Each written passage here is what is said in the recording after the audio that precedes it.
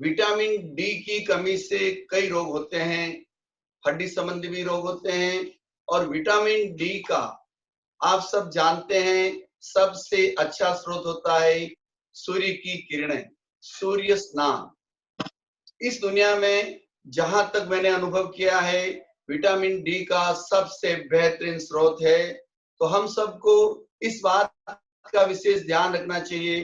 नियमित रूप से प्रातः काल जब सूर्योदय होता है उसके 2 घंटे बाद तक कम से कम 15 मिनट और आधा घंटे तक, 15 मिनट से लेकर आधा घंटे तक आप सूर्य स्नान करें, कम से कम कपड़ों में, जिससे शरीर में शक्ति आती है और शरीर मजबूत होता है और विटामिन डी की पूर्ति अच्छे ढंग से हो जाती है। प्रकृति ने हमें इतना बड़ा तोहफा दिया है, उसका उपयोग हमें अवश्य करना चाहिए।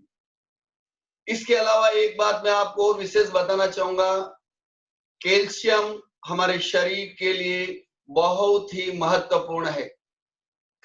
वाघभट्ट जी ने आज से 3500 साल पहले ये बता दिया था, कैल्शियम की कमी से 50 रोग हमारे शरीर में आते हैं। मांसपेशियों का दर्द, हड्डियों का दर्द, खून की कमी आदि आदि अनेक रोग कैल्शियम की कमी के कारण आते हैं। कैल्शियम एक सूक्ष्म पोषक तत्व है।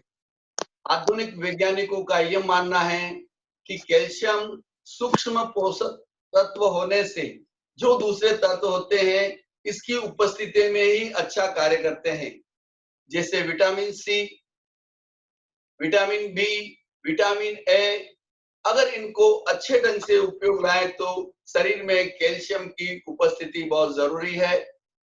चाहे प्रोटीन का सही रूप में उपयोग करना हो, कार्बोहाइड्रेट का उपयोग करना हो और चर्बी को बर्निंग करना हो, ये सब के लिए कैल्शियम की जरूरत होती है। कैल्शियम के बिना इनका पाचन हो नहीं सकता।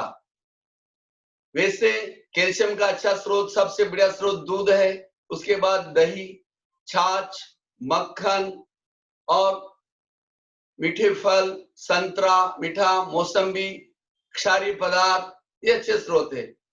बहनों से मैं विशेष बात ये कहना चाहूंगा, बहनों के अंदर जब मेनोपॉज हो जाता है उससे पहले उनके शरीर में कैल्शियम की पाचन क्रिया बहुत सही ढंग से होती है, क्योंकि उनके शरीर में एक ऐसा हार्मोन्स होता है उस समय तक एक्टिव रहता है।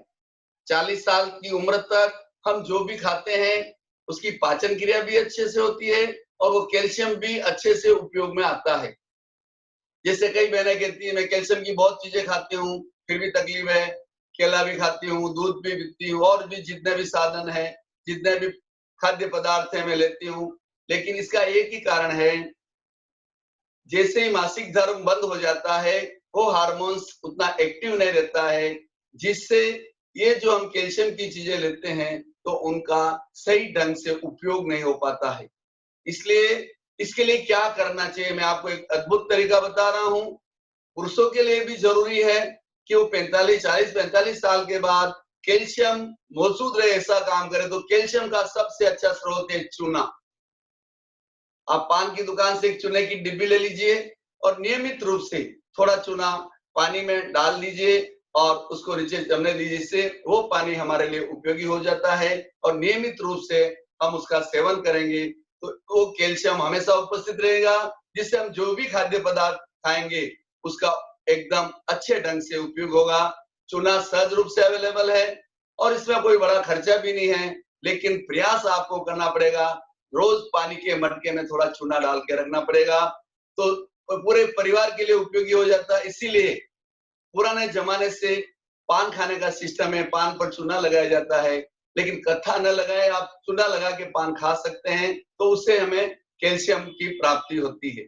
ये कुछ व्यवहारिक नॉलेज की जानकारी मैंने आपको बता दी। नॉलेज बहुत छोटा लेकिन बहुत महत्वपूर्ण है। कैल्शियम की कमी के कारण जो प्रॉब्लम होती है, ये चूने का उपयोग करने से वह दूर हो जाती है।